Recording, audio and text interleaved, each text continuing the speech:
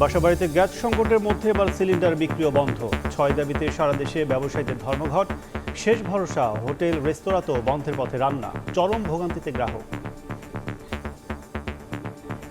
জায়গায় গ্যাস পাচ্ছি না, সকাল থেকে খুঁজতাছি বেন নিয়ে। গ্যাস পাইতেছি না, লাইনেও গ্যাস নাই। গ্যাসের দাম বাড়তি দেখে কিনতে আর না। সরকারের যে নির্দিষ্ট রেটটা দিছে ওই রেটেও আমরা পাচ্ছি না, আবার টাকা দিয়েও মূল লিকুইডটা বোতলটাও আমরা পাচ্ছি না। 1350 টাকা, তো ওনারা বেচতেছে 2200 টাকা। তো এইভাবে তো কিনলে তো আমার অনেক লস হইব। পারমিশনগুলি সবগুলো দিয়ে দিলেন, আর কোনো জাহাজ যদি ইম্পোর্ট করে নিয়ে আসতে পারে ফেব্রুয়ারিতে চলে আসবে। মিড অফ ফেব্রুয়ারি থেকে it will be easier. LPG আমদানিতে ভ্যাট কমানোর সুপারিশ করে এনবিআরকে জ্বালানি বিভাগের চিঠি।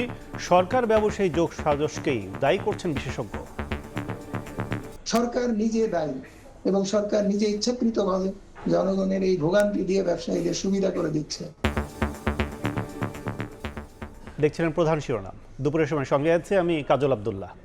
নির্বাচনের প্রতিশ্রুতিবদ্ধ সব দল হত্যার ষড়যন্ত্র প্রভাব ফেলবে না ভোটে, বলছে বিএনপি। ফ্যাসিবাদী কাঠামো থেকে মুক্তি সময় সাপেক্ষ, বলছে জামায়াত। আগের মতো পাতানো নির্বাচন হবে না, লেভেল প্লেইং ফিল্ড নিশ্চিত করবে ইসি, বললেন সিইসি। প্রার্থিতা ফিরে পেতে কমিশনে আজও অনেকে। বোমা বিস্ফোরণে বিধ্বস্ত ঘর। শরীয়তপুরের 700 মিটার দূর থেকে হাত বিচ্ছিন্ন যুবকের মরদেহ উদ্ধার, আহত 2। বিস্ফোরণের কারণ জানতে তদন্তে পুলিশ। এবং সাগর থেকে এবার তেলবাহী 2টি ট্যাঙ্কার জব্দ যুক্তরাষ্ট্রের। তীব্র নিন্দা রাশিয়ার। হুমকির পর কলম্বিয়ায় প্রেসিডেন্টকে হোয়াইট হাউসে আমন্ত্রণ।